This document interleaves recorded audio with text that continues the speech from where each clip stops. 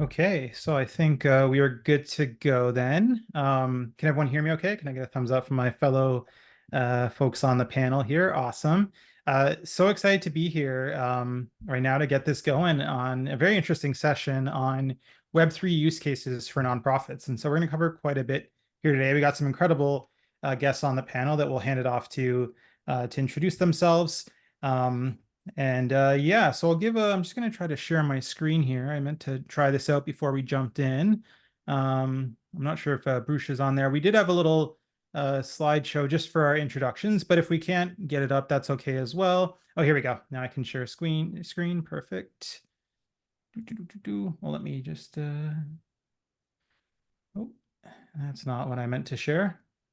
It's going great. Presentation slide. Here we go. All right. Nope, still not working. Oh, can everyone see the slide? Not yet. Not yet. I can see it. It says Drew. Yep. Cool. Awesome. Great. So just going to do some quick introductions. So my name's Drew. I'm from Crypto Altruism. I'm the founder. Crypto Altruism is a content platform dedicated to showing the world the good of Web3. So we have a podcast, we have a blog, and we have some educational content, really all dedicated towards helping showcase the positive social impact use case of Web3 and to help onboard nonprofits and give them the tools and knowledge to be successful in the space. So that's a little bit about me. Next, we'll hand it off to Melyn, or no, Brock, sorry, from SendHALP next. I think I might have accidentally. Oh yeah, let's go to Melyn and then we'll jump forward to Brock after if you want to give yourself a bit of an introduction. Sure. Well, I'm Melyn McKay. I am one of the founders of Coala Pay.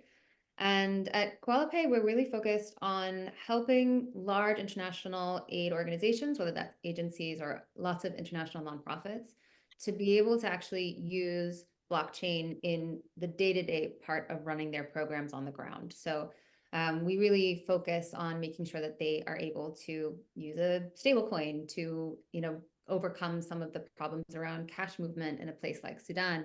So we're working with them to make sure that sort of from the point of contracting to money movement to reporting, that they're able to leverage more of the technology that can help them to do that more efficiently. So currently running a few different projects in a few different places, and excited to talk more about that later. Awesome. Thank you. I appreciate that. And Brock, do you want to give a little introduction to you and SendHALP? Sure. Yeah. So we are help, SendHALP.xyz, really trying to aim to be the easiest way to receive and give on chain. So whether you're technical or not, that won't matter. You can just jump on, tell your story, and start accepting crypto on chain. Tons of benefits and features to make it easy to collect and tell your story. And yeah, if you look on the screen right now, there's a live campaign that you can donate. Just trying to help somebody there. And that's pretty much us. All right. And last but not least, Mr. Steven from GivePact. Go ahead. Hey everyone, thanks for having me, Drew and everyone and Endowment. Steven here. I've the last 8 years been helping nonprofits with their digital marketing through a small agency that I founded and run, and have been involved in crypto since 2017. And GivePact is really a company we founded that brought all of those things together. Really, my interest in crypto and helping nonprofits raise money online. So GivePact is basically a platform that makes crypto philanthropy seamless. We have a website where you can donate any of over 30 tokens to over 500,000 nonprofits. We have support for donor advised funds. And we are also soon launching a crypto giving API so that developers can integrate donations into their protocols and platforms. So that's me. Thank you. Awesome. Thank you. So I'll stop sharing the screen now since we've done our introductions, and whoever had it up before, if they want to put the slide that was up there before again, feel free. And we'll jump right into our panel for today. So the topic is Web3 social impact use cases. And so really what we're going to dive in today is how nonprofits can leverage this technology for good to help grow their impact, whether it's through crypto philanthropy or, some of the other exciting use cases that are out there like impact monitoring and evaluation or governance. So we're going to dive in a little bit about that. To start things off, just to get the conversation going, and maybe we can start with you, Melyn, since you're first on my right here, is if we can each go around and share a couple minutes to say what we believe to be the most compelling use case of blockchain for nonprofits. Yeah, that's a cause that is near and dear to my heart. We work, as I said, with a lot of large international nonprofits who are trying to further what we call in the aid sector the localization agenda. The localization agenda is essentially, and I'm vastly oversimplifying here, but it's the idea that we should be working more closely with local implementing partners, because those are the partners that are ultimately going to be sustainably working in their communities. They know what their communities need. They really are, the best placed to do that efficiently and effectively. And there are a lot of structural barriers to working with them. It seems on the surface like the problem is that you just struggle to move money globally, and of course that is a big problem. But when you're working with public sector funding, you also need to be able to move that money, in a way that works with the kind of compliance requirements, the specific formats of grants and subgranting agreements. And so you really need the technology that we're, suggesting as something that could solve that problem to be built and workable for their standard operating procedures. So for us, what we really see as being the kind of the most compelling use case is to be able to streamline that process of working with local partners. So everything from doing the due diligence of those local partners who are operating in places where it can be hard to get that information, instead of having them have to do that 8 times for 8 different donors, how can we create almost like a passporting system so that that's much more streamlined? Getting that also then using smart contracts to use those for sub-grant agreements so that then the purpose of payment is, indelibly linked to the actual payment itself. And then also feeding into that, using it for the reporting so that we're more easily able to collect the information that we need for impact evaluation, for monitoring of that transaction, all without, quite as much work being placed on these local partners who might be operating with limited resources or in complex environments. So really trying to, move from thinking about crypto as something that you just can fundraise and that's a great nice to have, but all the things that you can do with blockchain to actually streamline your programs and your operations so you can bring those overhead costs down and be able to achieve those localization agenda objectives without putting a lot of operational burden on the teams in country and field. That's great. Thanks, Melyn. Yeah, it's cool that you talked about like the different elements, of charitable work. So there's the, getting money and fundraising, then there's the implementation, then there's the impact monitoring and evaluation. And, as we'll see, that was a great way to start because throughout this conversation, we'll see the different ways that blockchain can help at each of those levels. So why don't we hand it off now? Brock, do you want to go next? What you believe to be the most compelling use case? Sure. Yeah. So I don't want to piggyback too much, but I do think like the money part is in a way, luckily now, the easy part. I think where it really lends to with highlighting something different, I guess, would be the transparency, and not just transparency of being able to control the flows, but also the transparency of donors themselves. Donors themselves can also go in and see how funds are being used and utilized. And so really, like, I think the default is to accept funds and then get them off chain as quickly as possible. And I hope that knee jerk starts to be at least considered, and if not, kind of switched around, because you can actually start to have things on chain that activate when payouts happen and how they do. You can also start to be a lot more transparent about where funds are going, instead of just it went to the cause and that's the end of the story. We're able to kind of continue that story on and see the impact, and then one-on-one, like I donated this amount and this was the actual lever that got pulled because of that. And then beyond that, establishing like perks and access to, because you donated here, here's the rest of the story. You're allowed to come along for the ride and get access to all these other things. So I think it opens up, as much as it opens up a little bit of friction. I think for years to come, we're going to see how much it becomes, well, why didn't we have that before? And so we're right at that kind of turning point, at least in my opinion, where we're going to start to see not just giving continue, but the actual like impact and things be surfaced in ways that we're only kind of scratching the surface right now. Totally. We are only scratching the surface. Yeah, I think to me, one of the most exciting things is the use cases that are yet to come. And that we're really just kind of experimenting and figuring this out. So that's great. Steven, take it home for the first section. What do you believe to be the most compelling use case of blockchain for nonprofits? Yeah, I think there's a ton of compelling use cases. I think the way that I summarize it is blockchain is a new technology that will change how nonprofits raise and manage capital. And I think almost like all of the specific use cases that I can think of, at least most of them, kind of fall under that main sort of vision of raising and managing capital. And raising capital can mean a lot of different things. Obviously, there's the simple example of accepting crypto donations. Then there's DAO funding mechanisms. Like I'm thinking of like Constitution DAO, even though it's a silly example, like a good example of how people can form and raise capital for a specific mission very quickly. And then you have the programmatic, money element, in projects like Glow Dollar, where you can hold a stable coin and have the interest generated from that stable coin fund public goods. So a lot of really interesting things happening on the raise capital side. And I think the managed capital, which I think kind of both Brock and Melyn mentioned, I think is kind of where things have the most potential to grow. And that goes into the things around transparency, around proof of impact, around the grassroots decision making, and distribution to aid recipients. So yeah, I think for me that's the most compelling use case. Just how do you raise and manage capital?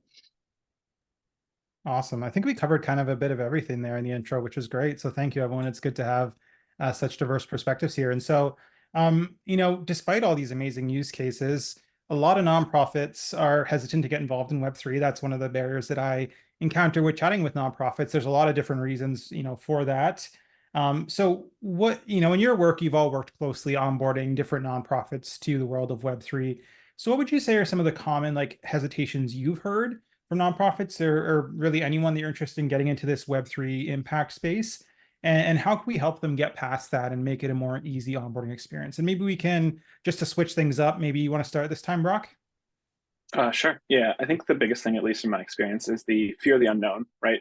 It's like, oh, there's this internet magic money, and yes, I would like to have that, but like, what is the landmine field of taxes? And how do I, now that I have it, how do I turn it into like money that I can put gas in my car with, or what? And again, not just saying that would be right to the gas tank, but I think there's this confusion around the flow of crypto, and then I think also sometimes the word transparency puts a little bit of fear as well. And I think that it's truly a benefit, especially in this day and age. You're seeing people rally behind like kind of fighter brands, standing up to brands that may be doing things that are less than the greatest, and being able to see like whether it's coffee beans from where they're cultivated all the way to like where you're roasting them in your home, or not roasting, but using them in your home. I think that level of transparency only helps lend to brand strength and stability.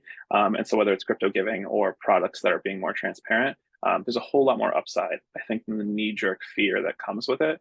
And so being able to help folks navigate those things, such as like endowments, one option where they're automatically cashing it out. And I think that's like the toe in the water. And I think being able to see like, oh, actually, on-chain can be just a part of our business. Like it's able to pay, but it's not just some random invoice that you're sending me. It's a lot more transparent, and just building upon that.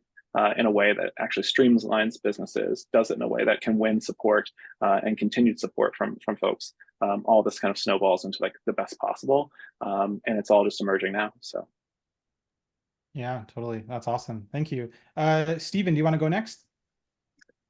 Yeah, I think I've spoken with many nonprofits over the last couple of years, and I think the main hesitation is learning all this crypto stuff worth it? I think nonprofits are very constrained in terms of time and resources, and any time and resources they spend on one thing there's an opportunity cost of doing it on something else. I've been helping them with digital marketing for a long time, and 15 years ago, if you told a nonprofit they need an Instagram account, they would have been like, isn't that like where you share your lunch and like your vacation pictures? And like they didn't see the bigger vision, right? And now being on Instagram and social media is table stakes for them. So unfortunately, it's not just a crypto exclusive problem, but nonprofits are often behind the curve on technology. And I think the main way to get them to adopt it faster is to build the tools that will allow them, like Brock said, to dip their toe in the water more easily. So I think that's the main solution. I think we designed GivePact a lot around that. I think a lot of the builders on this panel are thinking that way too. Like, how do we give nonprofits the benefits of this technology without necessarily the burden of having to figure it out for themselves? Couldn't agree more. Well put, well put. Melyn, what are your thoughts on this? The biggest hesitations you've seen? Just amplifying what Steven just said. I think one of the challenges we're running a program now with Norwegian Refugee Council. The reason why we were able to overcome a lot of those hesitations and I think justifiable fears was because we were talking first to the program team in Sudan, who had a very clear, intractable problem around moving money in a context where there is a real shortage of cash. And so the problem was really acute.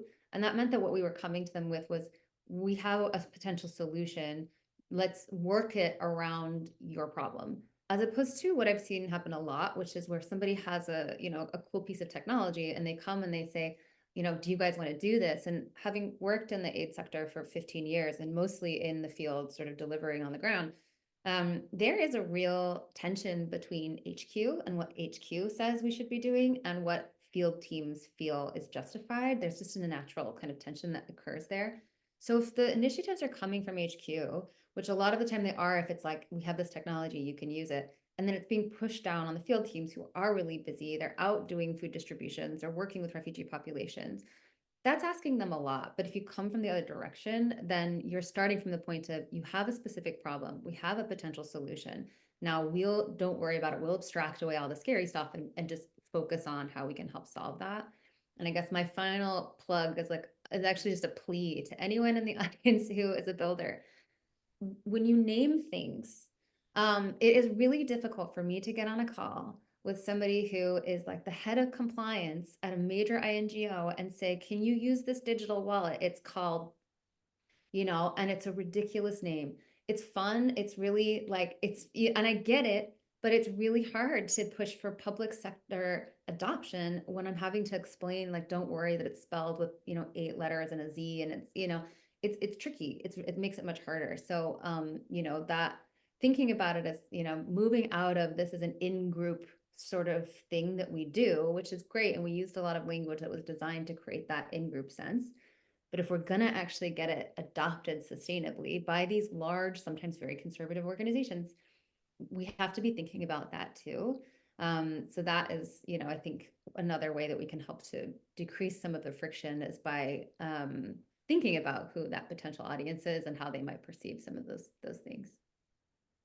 Yeah, spot on for sure. I think a couple themes that came up there throughout the answers was one around getting your toes wet, just taking it one small step at a time. And I think that's 100% it. I think that the great thing about platforms like the ones that you are all building and Endowment and the Giving Block is that it makes it really easy for nonprofits to dip their toes in the water with crypto philanthropy, without getting too overwhelmed with all the complexities of Web3. And then to your point, Melyn, around just making it so that they don't have to be the ones to deal with all the complexity of getting set up on chain and getting a wallet going and all these sorts of things. And, instead go to them and say, here's your problem.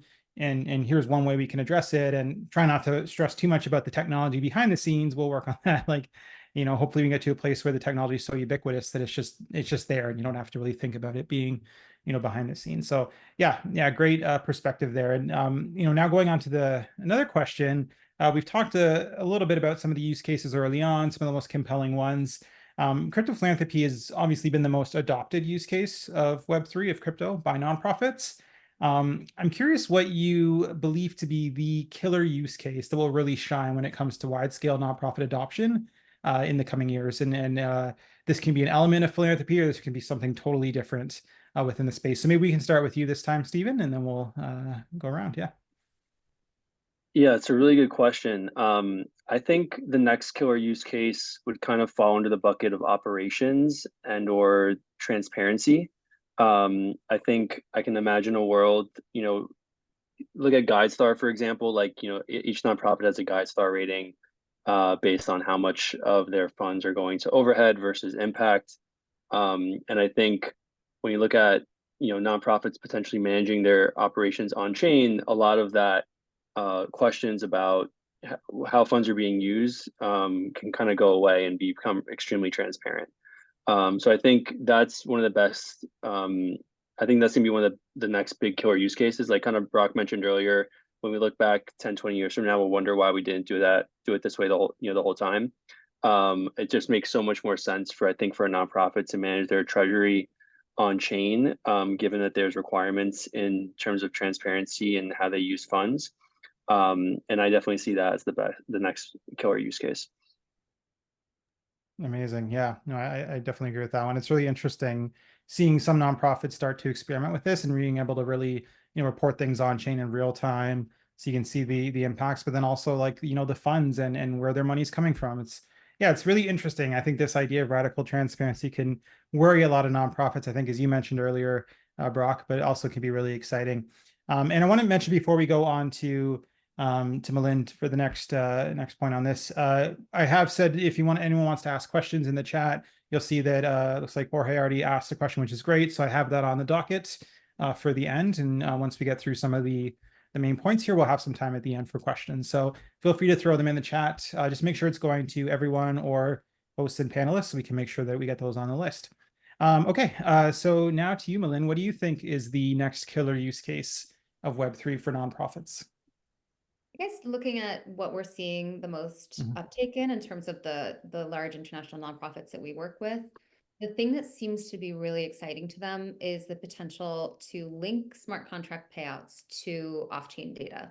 So, so we've built an Oracle integration that we're kind of working with both proprietary and public data sets. So for instance, in Somalia, we're running a program with NRC where with Norwegian Refugee Council, where we're actually linking local partner payouts to weather data. Somalia is very susceptible to drought and to flooding, and we don't really know where it's going to hit, but we know it's going to hit. So being able to preemptively agree what that subgrant is going to look like, to mobilize the funding so it's in place and ready to go. There's also a community sort of planning element that's really beneficial in terms of disaster planning.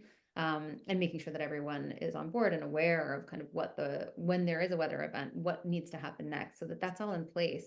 So then when the weather event happens, it triggers that payment automatically, and it's, and then the money is there when it's needed, rather than, what's happened in the past with early warning, early response systems is that we spend a lot of time and a lot of money, doing research and gathering information about what's going on. So we're tracking whether or not so we can know if there's a crisis or a problem.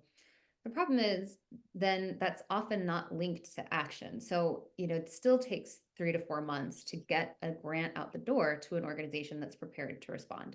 So we're trying to shorten that timeline. And I think both Brock and Steven have used the word programmability. I think that programmable money, there's something about that for the aid sector that allows us to prepare in advance and really work much more quickly, because as it stands, it takes us too long to go from, something has happened, we need to respond, to actually being able to get the money out the door. We talk a lot about flexible funding mechanisms and, all these different things that have helped us to overcome that challenge.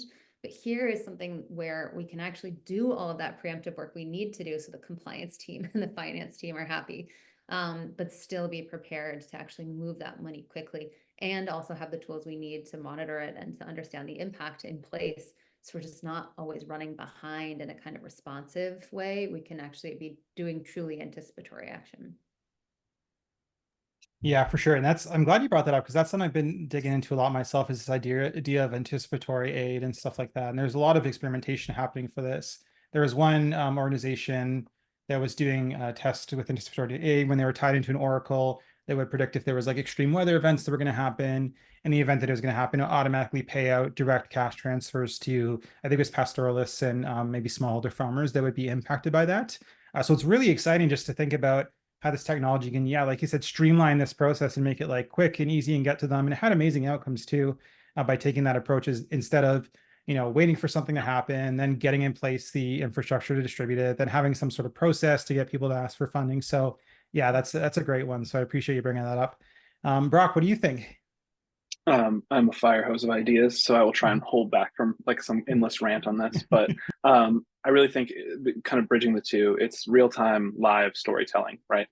So not just being able to read the story and see the history, but being able to write the story live and real time too.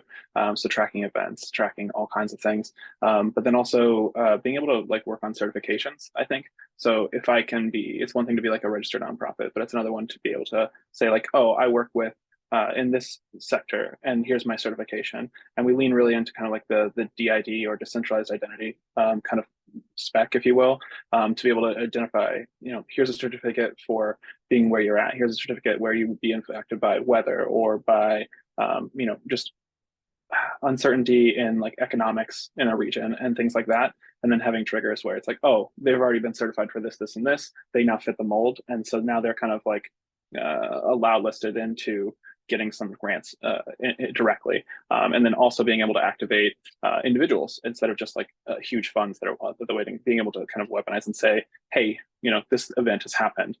Here's an inflow of cash, and you now have the trust that they've been certified 3 times over, and all these other different things to just really know who we're helping, why, and what's factual, and being able to react almost real time, but then also get the full story and the impact as well. I think tying that all together, and the furthest thing, sorry, I'll try and dovetail it with this, is the story over time, right? I think that that's something that, like, because some of this is so new, we don't have that fully for everyone. And so being able to have that storytelling happening in a way that, when someone goes to try and do a raise or a campaign or has an event, being able to not only see that we're raising for this specific person, but be able to see the past activity of like, hey, they've raised here and here was the result. Hey, they raised here and here was the result. And having that compounded history of, it's worthy to give these folks this effort now, because not only is it going to help, but they've also done such an amazing job with it in the past. It's an easier way to kind of divert funds that way, but then also not leaving folks that are maybe newer on the scene behind. And so it's striking that balance in a way that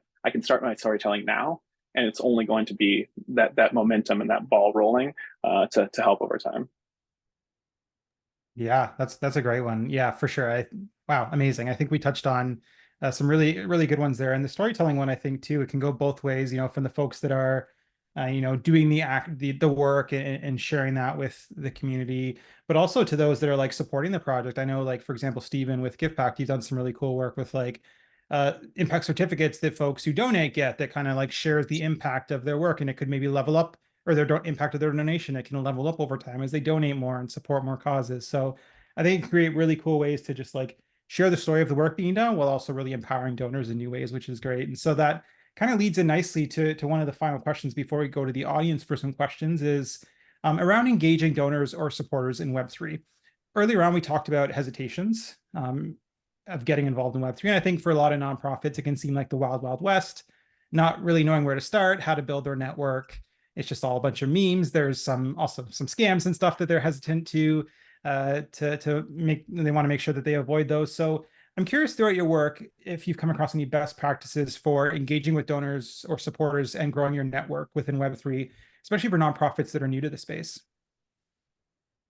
Oh, and maybe we can start we'll go back to you, Melyn, to start this one. We don't tend to work with like a retail donor, right? So so we don't actually often go to a crypto donor and talk to them about, how to get involved.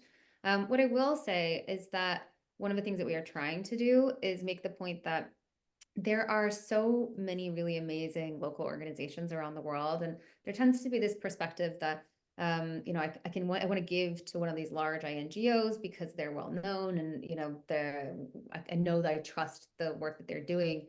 What we're doing is we're helping those large INGOs to work with their local partners, the people that they trust actually on the ground to deliver programs. And one of the sort of things about Web3, and again, not coming from that background, like I said, my background is in the aid sector, not in the crypto space. One of the things that we've been looking more at doing is, well, how can we now give access to people outside of that, INGO space to those amazing local partners? We've got 5 organizations in Mexico that are essentially vouched for by International Rescue Committee, who are working to provide emergency shelters and things. And, you could give $5,000 to IRC, and yeah, you should do that too, because IRC is an amazing organization. But you could also give $5,000 to a shelter like that, and the amount of impact they would be able to have. And, with blockchain, we are able to have that kind of decentralized impact. And to Brock's point, with our platform, the way we do that sort of passporting piece, it's a due diligence room with all of their materials, all these local partners, full KYC, AML, sanctions. So if you feel confident giving money to IRC, you should, in theory, feel just as confident giving to these local partners. We haven't started to do that kind of direct outreach yet, but we're hoping that by focusing on the delivery piece and the kind of operational element, that it's like, this is the best in class for the aid sector. So if you're already giving to these kinds of actors, then you should feel comfortable giving to these actors too. So I think that trust building piece, it can be hard in an attention economy to build that kind of relationship with a donor. So what we're hopeful about is that by just demonstrating impact and being really clear about, how we know that what we're doing is effective, that will also help set us apart in terms of being able to draw that attention to the local partners that use our platform. Absolutely. Yeah, that's a great one for sure. Yeah, like I was just thinking on that one for a second. Because I think that that's an interesting one too. If I think a lot of like these smaller organizations or groups see like these, big nonprofits participating, a lot of these small organizations maybe don't have the capacity to do the research, to vet it legally, to get in place all the tech infrastructure. So being able to like, follow the path of the larger nonprofits that have already taken those steps and then saying, okay, if they're doing it, then, I can do it. And then, helping to build that trust as well in a space where there's been some breakdowns of trust. So yeah, great points there. So thank you, Melyn. Brock, what do you think in terms of like best practices for engaging donors and supporters in Web3? Yeah, so we're currently focusing on trying to do like all the tech lift and burden as like time and resources are strapped usually with like a nonprofit. But we also focus on kind of like a GoFundMe of on-chain where you can be an individual and raise, and you can be a company and raise, a group and raise, and really trying to focus on that storytelling, but also the transparency of it all. So like if you're an individual raising, connecting multiple social media accounts to kind of stake your kind of identity online to kind of lend to that trust and that transparency. Doing similar on like the nonprofit side as well, with other ways to kind of like prove their authenticity and they are who they are and things like that. And I think with that, it's lending on the authenticity and trying to find, and sometimes this is the long way around, but find your kind of cozy corner of the internet and show up as regularly as you can. And so it seems to be a little bit of an uptick as far as the effort, but we're finding that the value there, just being your true self as like a nonprofit or an individual and finding like your niche, really kind of helps build momentum rather than just trying to shout at the sky on Twitter and things like that. But we really try and arm whether you're as passive or active as you can online, being able to have the resources ready for when there's an opportunity to tell your story, that you have the tools to do so effectively, and then hopefully have that be an ongoing journey rather than a one-off. Yeah, definitely. That's great. Thank you, Brock. Appreciate that. And to wrap things up on this one around engaging donors in Web3, Steven, any thoughts you wanna add? Best practices you've come across? Yeah, I have a few different thoughts from a few different angles. I think the first one I'll mention when I speak to donors that want to give through GivePact or set up a DAF, one thing that excites them the most is the ability to have a long-term impact. In crypto, there's a million and one ways to generate yield, whether that's through staking Ethereum or, interest on stable coins or creating a decentralized DeFi position on, Uniswap or something like that. There's so many ways for people to really put their assets to work long term. You could theoretically stake Ethereum and just donate the yield from that to your favorite nonprofits every year. And ideas like that get people excited because now it's not just like a one-off donation anymore, but it's an ability to really set aside some assets to create ongoing impact. So I think that sort of messaging really resonates with donors and gets them really excited. Speaking of messaging, be aware of like the crypto values. We talked a lot about transparency. Crypto donors are very picky about who they give to because they want to see that transparency. They want to see the proof of impact, and they want to see the data and they want to understand how their funds are being used. So just be aware that's a very it's a crowd that is going to be very on top of that and asking really smart questions about that. And the last thing is, when it comes to recruiting donors, know that crypto kind of lives in its own digital world. They're not on Facebook, they're in Discord. They're not on, Instagram, they're on Twitter. They're on these specific platforms. And if you really, one of the best ways to make an impact is to find the builders, the people that are, launching NFT collections, launching protocols, things like that. And approaching them, it's like the same way that you would kind of like Google or find a list of federal grant opportunities. You may want to look up a list of the biggest DAO treasuries. You want to look at like what Artbox does with all of their collections. I mean, there's tools like Nansen, which a lot of like degen traders use to like find hot new coins. There are also opportunities to find new NFT projects and builders that may want to incorporate philanthropy. So it's a whole new, just realize that like it's a whole new ecosystem, and there's like a set of tools and communication channels that people in crypto tend to use: Discord, Telegram, Twitter, etc. And that it's not going to be you're not going to be able to use this sort of the same tools for donor or grant recruitment that you typically use. Yeah, no, definitely. That's great. Yeah, it really is like, and I think that that can be intimidating to a lot of folks that coming into the space. It is very, very new and also kind of like, not siloed, that's nascent in a sense, and there's a lot out there, but it can sometimes be hard to find it and to break through that noise. And Jack, you put in the comments there that Lens and Farcasters are great communities for getting the words out. 100%. I couldn't agree more. And I'm sure this is something that we'll talk more about, or that will be spoken more about in the next session. I see that Emily from the Giving Block is in the audience. Good to see you. Mentioned that at 2:35 there's going to be a session according to the crypto donor to dive into this a bit more. But just to get to the question that that Jorge had asked in the chat there, which we kind of I think answered to some extent already, but if anyone wants to jump in and add anything else, the question is: I represent a small nonprofit.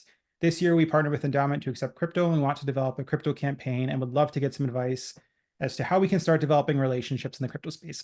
So we kind of talked a little bit about that already in the last question, but I'm sure there's more that this panel has to add. So would anyone, I guess, just feel free to jump in.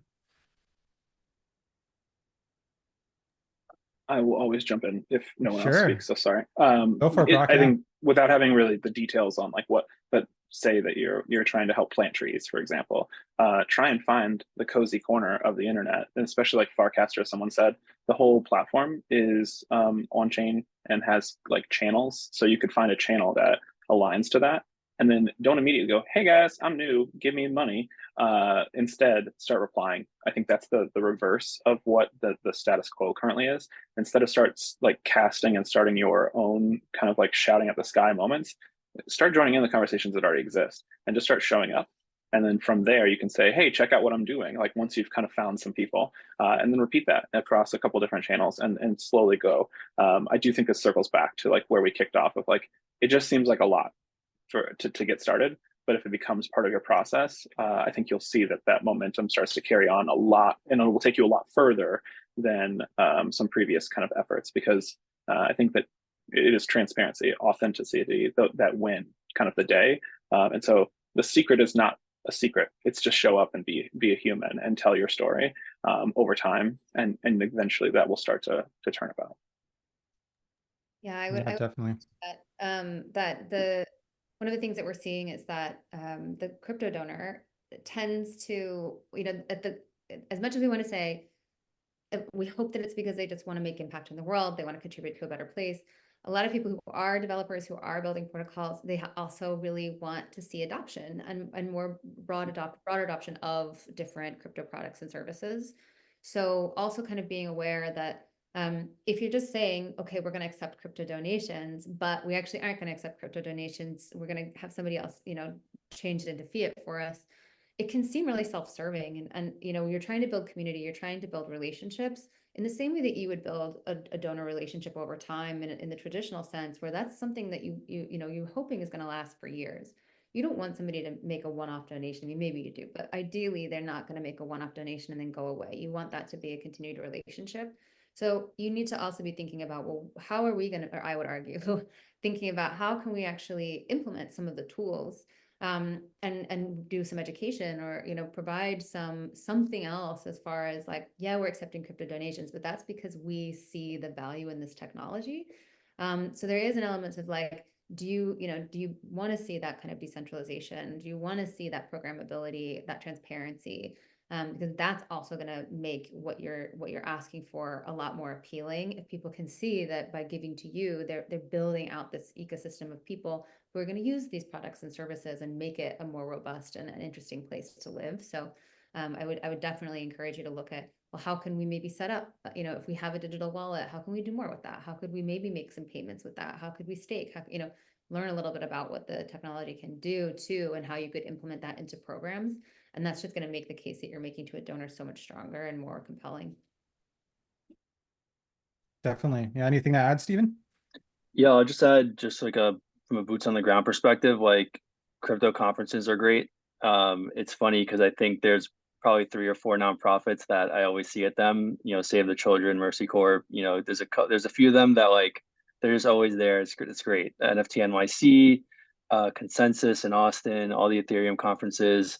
Like there's some nonprofits that have really made a big effort to really just show up. And it definitely reflects, and I think, their success in crypto philanthropy. So if you want to meet builders, conferences and events are a great place as well.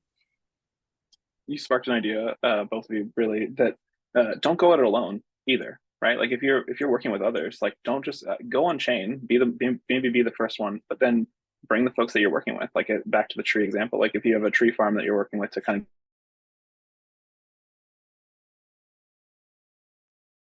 of work together, synergize.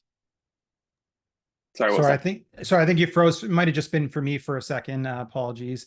Yeah, no, thanks for jumping in there, Brock. And yeah, I think like, for me, I think you mentioned it earlier there, Brock, too, was around finding your comfy corner. And I think that's what I always, say to nonprofits is go out and find the community that aligns with your, your focus area, right? So if you're a nonprofit that's dealing with planting trees, if you're a nonprofit that's dealing with poverty reduction or arts and culture, there's probably some sort of Web3 project or group or movement that aligns with that focus, right? And that can be a great way then to get your foot in the door, to get to know others in the space that you can partner with that have a similar, area of excitement or area of focus as you. It can help get others excited about your mission. Yeah, so I think that that's a way to do it, and just to like show up at the spaces like Steven and Brock mentioned. I know this week and last week throughout this, there's what's called a Gitcoin grant round going on right now.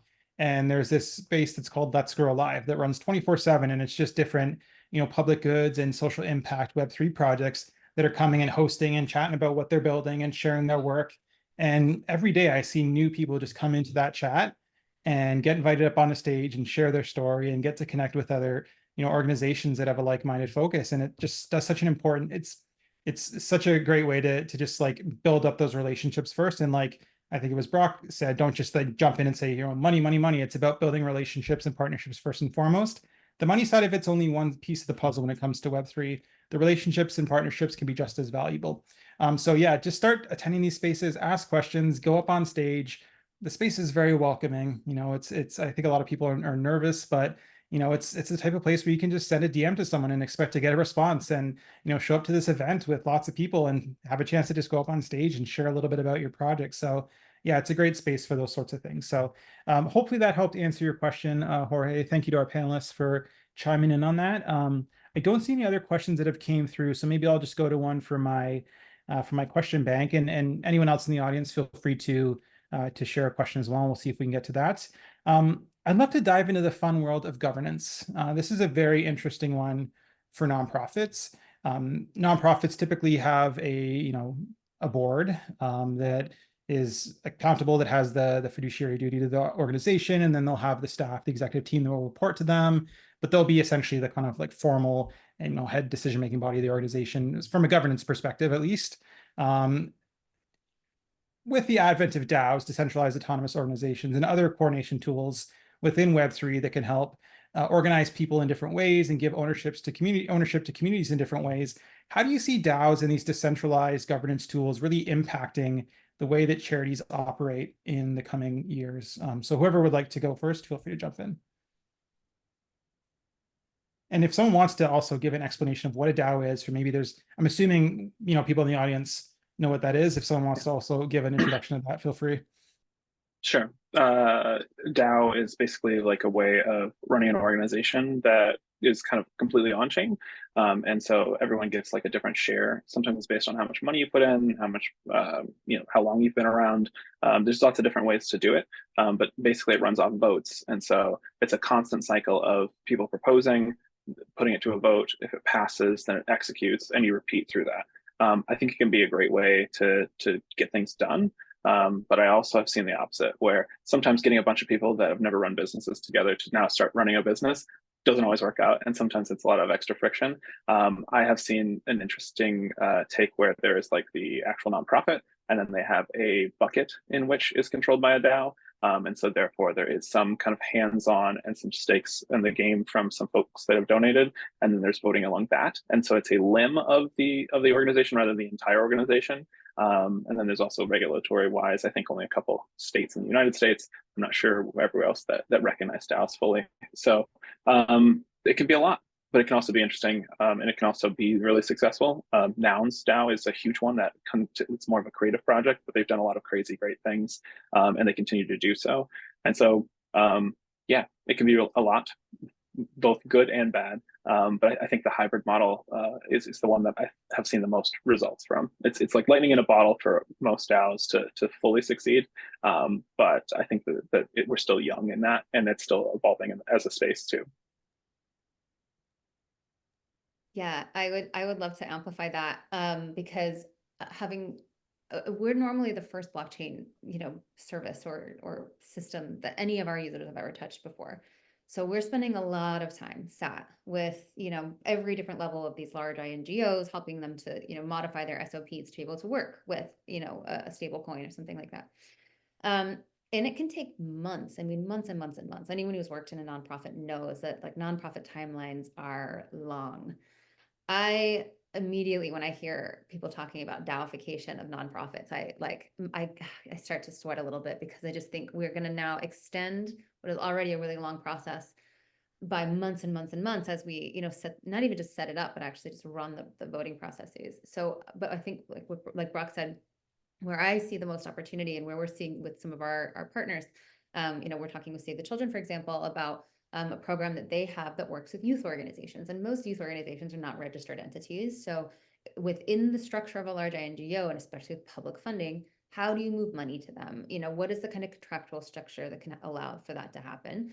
And, to the question here in the chat too, how do you then give them money without overburdening them with reporting requirements? Because if you're giving somebody a $10,000 grant, you can't expect them to produce a 50-page impact report looking at impact indicators that were written by some committee in Oslo or wherever who don't even know what's going on the ground. So, so some of those things I think can be made a little bit easier with something like a DAO structure, where, like to Brock's point, you have a fund that is sort of co-managed by the implement or the INGO and the implementing partners on the ground.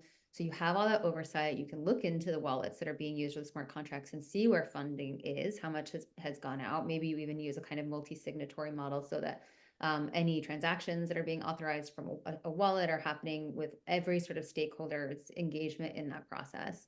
But it's on a smaller scale. So it's really what it does when you do that is provides the person or the organization that is sort of the host organization with the amount of oversight that they would need to be able to operate with that implementing partner, but to do it in a way that still gives the implementing partner a lot of freedom and also does have an element of sort of capacity development, especially with a youth organization, having them go through that process of developing budgets and, and delivering activities and providing some sort of accounting of those activities and the spend.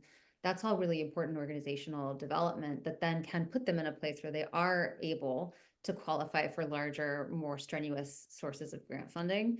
So it can be a really, I think, helpful tool in almost incubating partner organizations that, maybe come from populations that have been historically, marginalized because they don't have financial access, like thinking, women and refugee-led organizations. If you don't have financial access, very hard to receive direct funding from an organization. So these can be tools that you could use to help to actually build that track record that they would need to be in position to participate more fully. And I think that can be really, really meaningful. Yeah, definitely. There was another question. Steven, did you have anything else you wanted to add, or do you want me to jump on to the next question so we can get to that? But feel free to jump in if you can. Yeah, no, for sure. Go for it, Drew. Yeah. And maybe you can take the lead on this next one then. It was from our lovely Daft Squatch friend in the audience. It's how do we avoid putting additional burden on smaller nonprofits already spread thin for impact attestation? So I think, the idea that like, in the nonprofit sector with this, radical transparency that blockchain can usher in, there's going to be this idea of more on-chain impact attestation and evaluation reporting. So how do we, make sure that this isn't putting additional burden on nonprofits? If we're having all the impacts and everything going on chain, how do we make sure we can set it up in a way that's, not too arduous for them and doesn't just advantage large nonprofits at the expense of those that are smaller that don't have, the team? So I'd love to hear any thoughts you have on that, Steven. To be honest, I don't have too many on impact attestation. I think that's really it's thick. Brock, do you have anything on that? Sure. I think you're better. You're the expert in that space. When in doubt, I will jump Yeah. into any fire or any question. Yeah, I think that the biggest thing that's going to come out in like the coming times, I think very much it's voicing frictions and then having folks build for everybody. One of the coolest things I think by smart contracts and on-chain, like on the dev side, is really being able to build a solution and then surface it for everybody. Where like I can build something and I no longer need to be the one that sits there and continues putting out updates or what have you. Other people can jump in and build those. And so I think it's removing frictions and redundancies and automation in a transparent way. And so if they're struggling, I think a lot of it's the stuff that you can't automate away, like the authenticity of storytelling and things like that. Like you can, but I think we've all grown really, really strong at detecting what's ChatGPT or AI driven content versus like what's a human story or like a video showing actual impact that's not like people with 8 arms from AI. And so, yeah, I think it's freeing people up to tell those stories, to do the work by automating a lot of the things. And I don't know if DAOs, for example, I think that's the knee jerk is the answer, but finding a way to, I need to do this report. I need to do this. How do I make it to where it happens automatically? As an example, I was tracking coconuts on chain. And so we got to the solution where it was, people who didn't have cell phones or smartphones, there was one singular kiosk with a tablet. They retina scanned in, which unlocked their kind of profile. And they were able to weigh in with like something that can't be cheated. And they could see, okay, here's the weight. And that got recorded on chain. And that ledger then allowed them to establish trust, even without any account of how much they're producing each day, then qualify for microloans, then see like, oh, well, from this microloan, I was able to get a truck. So now I'm producing 10 times as much. And it was almost like making like a bank account in like a bankless area. And so then you could see real time like funds, like those kinds of automation, whether it's like something to that scale or it's something of like, hey, I was in this meeting and like I beeped my phone in, right? So I'm here, I'm doing this, I'm pushing for these things. I was in the field, like I'm checking out a tree tract that I'm going to visit for whatever the case may be. Those kinds of things, that storytelling that can just happen automatically without, let me break out a report or let me send an email. Like we're at the level now with like a wallet, and whether it's full decentralized identity or just a wallet that's able to sign things, that we can start to tell that story automatically without taking time away. And the more that we start to do that, frees everybody up for like the real stuff, like the magic to happen, whether it's storytelling, meeting with donors, or vocalizing maybe even somebody else's story. All that can happen. Yeah, I'd love to amplify on that. Like one of the things that I would also really, I guess, urge is that in some of the stuff that's happening in crypto philanthropy, sometimes for me feels like we're almost rehearsing some of the early mistakes of the aid sector more broadly. So there's so much to learn from looking at the aid sector and seeing how they are now trying to come back from problems that they created. And one of the problems they created was this deep need to report down at every level, to know the ins and outs, these long, almost like quasi randomized controlled trials for impact. And what we realized was that, like I said before, if you're giving somebody a $10,000 grant, that's a pretty ridiculous thing to ask. And so also, really being comfortable or willing to accept that, your giving money does not necessarily give you control over an organization that's primary objective is potentially keeping people alive. So your understanding of risk and knowledge needs could be very much at odds with what that local organization is doing. And so really also being sort of humble enough about what your position in all of this is to know what is reasonable to ask for and what isn't. And not being afraid to push back as a small organization in particular, and saying like, look, let me cost this out for you. Let me show you how much this is going to cost my organization to produce what you're asking me to produce.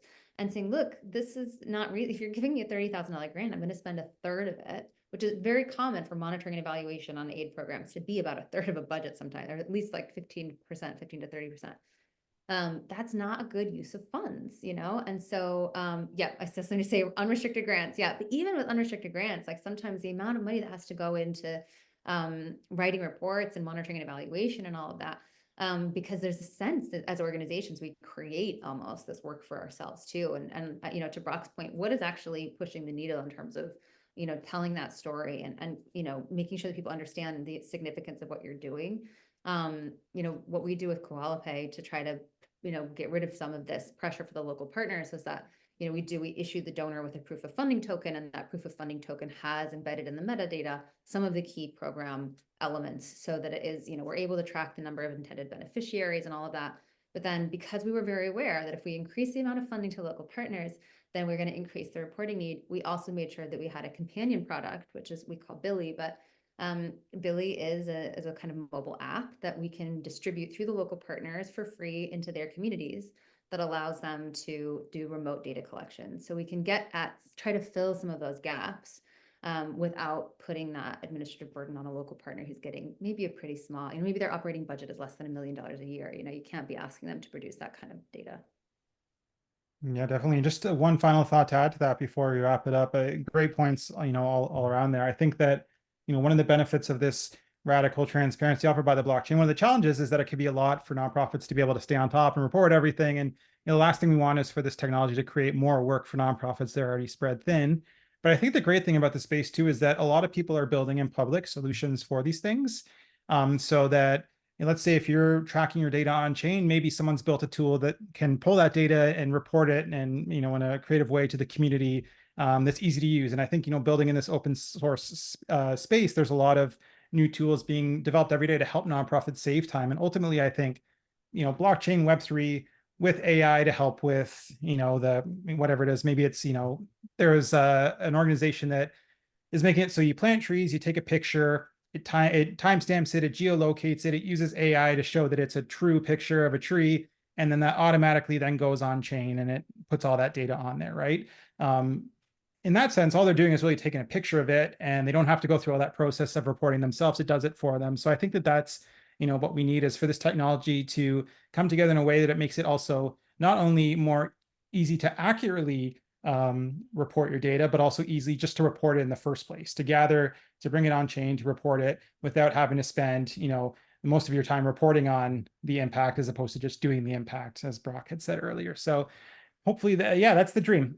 So thank you so much, everyone, for your contributions. Thank you to those in the audience that asked questions. Why don't we take 30 seconds each as we get to the last few minutes here to just maybe say where to learn more about our organization and how to follow us, and any sort of maybe quick call to action we have. Did you want to go first, Melyn?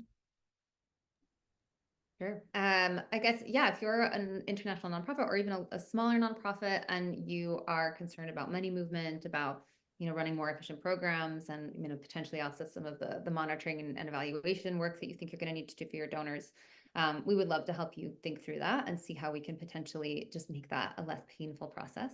So if you want to reach out anytime, koalapay.org, and you can also email directly melyn@koalapay.org. I'd be really happy to set up time to chat through and see where we can support if we can.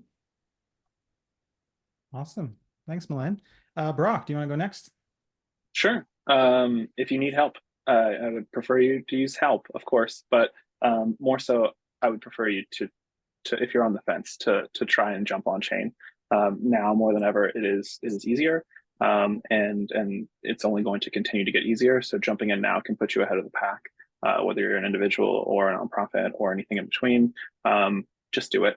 It's only going to help you. And you can use our products, but also just try it for your own sake, and it's going to put you a step ahead of everybody else that hesitates. Today is the day.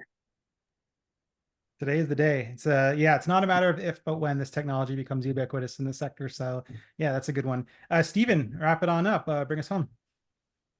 You can drop my email in the chat, Steven@givepact.io. If you're a nonprofit, you want to get set up on GivePact, shoot me an email or find your page on the website and claim it. For a donor, want to set up a donor advice fund, reach out. Sign up to our newsletter. We're on Twitter, give_pact. Thanks so much, Drew. Yeah, thank you to all of you. I just put my website in the chat there, cryptoaltruism.org. You can email me, info@cryptoaltruism, or crypto_altruism on Twitter. Definitely get in touch. Would love to collaborate, chat ideas. You can always reach out.